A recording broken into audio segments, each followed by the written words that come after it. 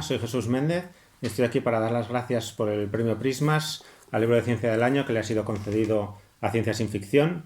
y para tratar de explicar brevemente en qué consiste el libro, que parte de la idea de intentar acortar esta brecha de la que se ha hablado mucho entre ciencias y letras, pero bajo dos premisas concretas, que son intentar hacer literatura con la ciencia pero sin caer en la ciencia ficción, sin inventar mundos distópicos, y en usar las herramientas de las que hablaban los periodistas de no ficción, herramientas literarias para contar temas de ciencia. Tuve la suerte de que 4 personas con las que realmente quería colaborar aceptaran participar en el proyecto, que fueron Pere Estupiñán, Javi Salas, Sergio Fanjul y la escritora Belén Gopegui,